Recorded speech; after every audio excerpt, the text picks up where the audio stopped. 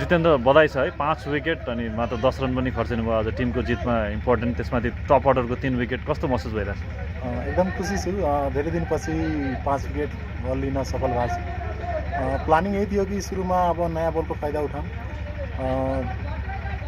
के भन्छ, अब नयाँ बल जुन स्विङ हुन्छ तर त्यहाँ यहाँ अलि विकेटले गर्दा त्यस्तो स्विङ थिएन।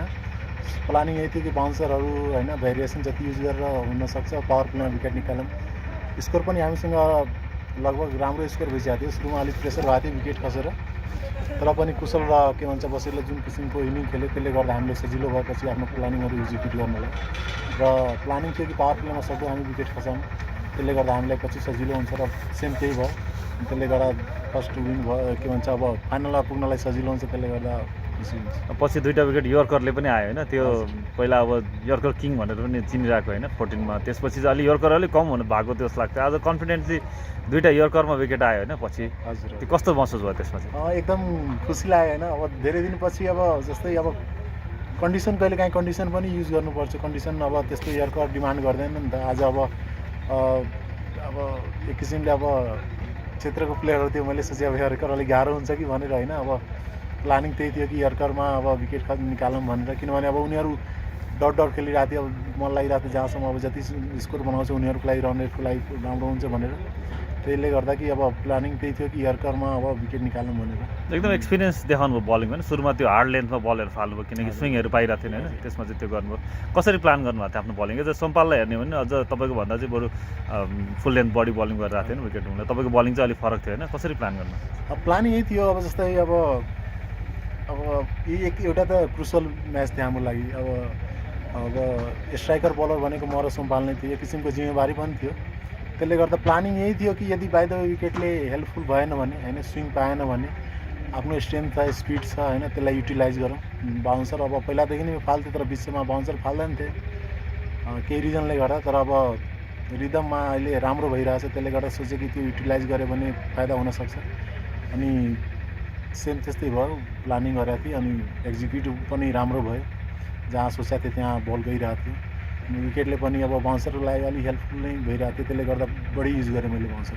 अब तपाईँको बलिङ हेर्दाखेरि जुन बलिङ आज हेर्दा एकदम रिदम देखाएको छ कि बलिङमा होइन। बलिङ एकदम जुन बल फाल्न खोज्नु छ त्यो पनि भइरहेको छ। सर्ट बल ठाउँमा लागिरहेको छ होइन। त्यसपछि यर्कर फाल्नु भयो, यर्कर पनि लागिरहेको छ। विकेट चाहिरहेको बेलामा विकेट पनि दिनुभएको छ। त्यो एज अ बलर चाहिँ अहिले एकदम राम्रो फिल गर्नु भएको? एकदम राम्रो फिल, बडी पनि एकदम फ्रेस फिल भइरहेको थियो होइन। त्यसले गर्दा जुन एउटा रिदम जुन फास्ट बलरको हुन्छ नि त्यो एकदम मजा आइरहेको थियो। एक किसिमले इन्जोय गरिरहेको थिएँ म फास्ट बलिङलाई।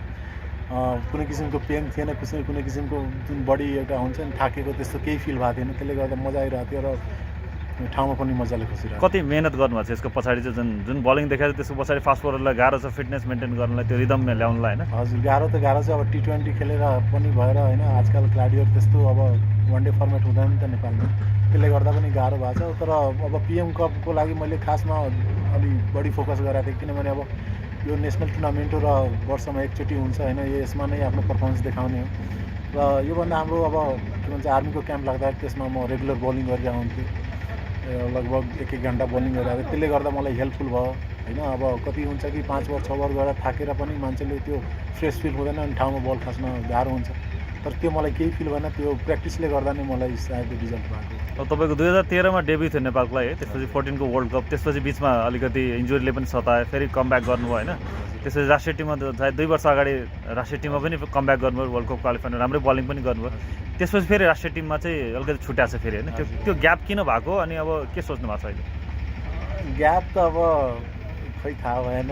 पर्फर्मेन्सले मेबी हुनसक्छ या अब T20 को डिमान्ड पनि छुट्टै हुनसक्छ। अब म्यानेजमेन्टको कुरा हो। तर कोसिस त्यही छ कि राम्रो गरौँ। अब त्यो रिजल्टको लागि म सोचेको छैन कि अब प्लेइङ के भन्छ नेपाल टिममा अब डेब्यू के भन्छ कमब्याक हुन्छ हुँदैन। तर आफ्नो प्रोसेस चाहिँ गरिरहेको छु होइन, मिहिनेत गरिरहेको छु। अब राम्रो भयो भने होइन मेरो लागि पनि राम्रो हो र बाइ द वे चान्स पायो भने त्यो पनि अहिलेको पिकमा करियरको चाहिँ एकदम पिकमा हुनुहुन्छ नि। अब यो एकदम 30 को आसपास हुँदाखेरि चाहिँ खेलाडी एकदम सबै कुरा परिपक्वता पनि हुन्छ होइन। कस्तो बलिङ गर्नु पनि थाहा हुन्छ, के गर्नुपर्ने रुटिन थाहा हुन्छ होइन। अहिले चाहिँ एज अ प्लेयर चाहिँ कति म्याच्योर भयो जस्तो लाग्छ? एकदम म्याच्योर त भएको छु। अब यत्रो अब 2013मा डेब्यू भएको थियो, त्यसपछि कन्टिन्यू नेपालको लागि खेलिरहेको छु। अब धेरै देशहरूसँग खेलेर पनि राम्रो राम्रो प्लेयरसँग पनि खेलेर पनि सिकिन्छ। त्यसले गर्दा एक्सपिरियन्स चाहिँ भएको छ कि कुन विकेटमा कस्तो बल फाल्ने हो, कुन प्लेयरलाई कस्तो बल फाल्दा राम्रो हुन्छ, कुन ब्याट्सम्यानले कस्तो खेलिरहेको छ, त्यो चाहिँ प्लानिङ गर्न चाहिँ सजिलो हुन्छ। खेल्दा खेल्दा त्यो सब बुझिसकेको छु एक किसिमले, त्यसले गर्दा सजिलो हुन्छ। त्यही भएर अब जहिले पनि भन्छ नि कि एक्सपिरियन्स काउन्ट हुन्छ भनेर, त्यही एक्सपिरियन्सको अब युटिलाइज गरिरहेको छु। अब सोची के रहनु भएको छ पछाडि, अब फ्युचरमा फेरि कमब्याक गर्ने सोच्नु भएको छ कि अथवा बलिङ इन्जोय मात्रै गर्छु भन्ने सोच्नु भएको छ? अहिले आफ्नो अब बलिङ इन्जोय गरिरहेको छु होइन, पर्फर्मेन्स पनि राम्रो भइरहेछ। अब हेरौँ फ्युचरको के हुन्छ। अब फर्मेट चाहिँ अब T20 र 50 ओभरमा चाहिँ दुवै फर्मेटमा राष्ट्रिय टिममा कमब्याक गर्न सक्छु भन्ने खालको बिलिभ छ, अथवा एउटा फर्मेट मलाई सुइटेबल चाहिँ त्यस्तो केही छ? यस्तो अब मेहनत गर्ने चाहिँ मेरो हातमा चाहिँ रिजल्ट त अब रिजल्टै आयो के भन्छ, अब त्यो म्यानेजमेन्टको काम हो होइन। मेरो काम हो मेहनत गर्ने, राम्रो पर्फर्म गर्ने। अब त्यस्तो लाग्छ अब म्यानेजमेन्टलाई कि टिममा फिट हुन्छ र राख्छ भने त्यो ठिक छ, तर मेरो काम चाहिँ मेहनत गर्ने हो।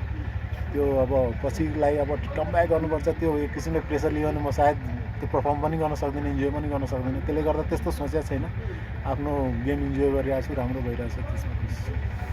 हुन्छ, बधाई छ, शुभकामना छ। Thank you.